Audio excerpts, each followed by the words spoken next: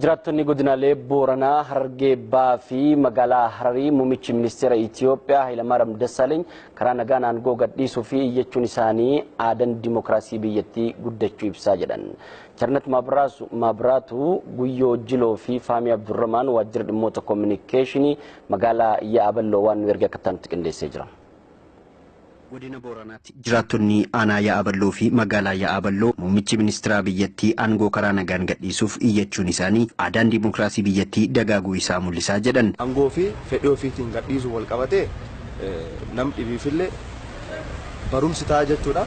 Namootaan immoo bakka bu'anii yookaan akkisa yookaan Itoophiyaa yookaan bulchuu bakka bu'an akka uummata seer qabeessaan yookaan dhiibbaa tokko malee sabab sablammoota Itoophiyaa keessa jiran tokkummaa yookaan tokko laalanii bulchanii walqixxummaa sabaa mirkaneessanii saba keenya ilaalchi tokko malee walqixxummaa isaa mirkaneessanii bulchan jedha.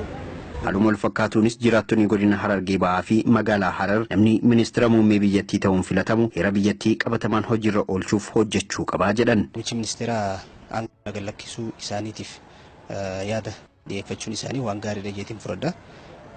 Kunis amma biyya kana keessatti dimookiraasiin lafa qabachaa deemuu isaan wanta nama agarsiisu keessaa isa tokko jechuudha. Mootummaa Itoophiyaa warreen isa dura dabran tan hundarraa har'a isa irra geenyaan hanqabxilee sadeen tana furuu hin dandeenye warreen irra caalu haa dhufu hajuu lafa kaa'ee isaa dubbate.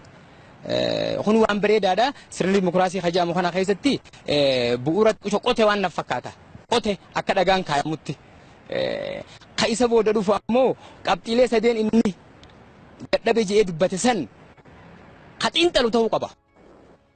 Haala yeroo biyyattii fi fedhaan aangoo gadiin dhiisa jechuun muummicha ministeeraa Itoophiyaa obbo Hayilamaariyaam Dassaaleny ilaalchisuun jiraattonni godina Gujii gochi isaanii kun gaarii ta'uu fi manni maree bakka bu'oota uummataas nama cimaa fi mirga sabaaf sablammoota biyyattii eegsisu bakka isaanii buusuu qabaa jedhan. Kun waan haarawa.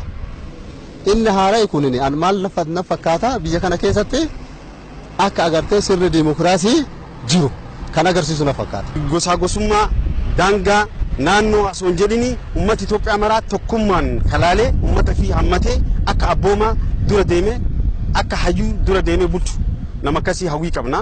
Haaluma wal fakkaatuun jiraattonni magaalaa Jimmaas sabaa fi amantaan osoo waliin qoodiin tokkummaa biyyattiitti fufsiisuu qabnaa jedhan. Nama jijjiirama biyyattii nageenya biyyattii fiduu danda'u kan dargaggoo hubatu kan abbootii hubatu kan misooma siyaasa addunyaa hubatee haala siyaasa addunyaatiin biyyattii kana fuudhee adeemuu danda'u. Mootummaa keenya jala hiriirree nageenyaa keenya eeguun abbootiin amantaa masgiidatti bakka jirutti hawaasa keessa adeemee nageenyaa ofii walii wajjin jiraachuu waliin adeemuu waa tokko akka rakkoon tokko walirraan hin gahamne akka jireenya walirraan hin gahamne akka lubbuu walirraan rakkoon tokko hin gahamne nagaadhaan waliin jiraachuu. Gabaasni kan riippoorteroota keenya Xilahuun Badhaadhaa fi Lammaa Gammadaati.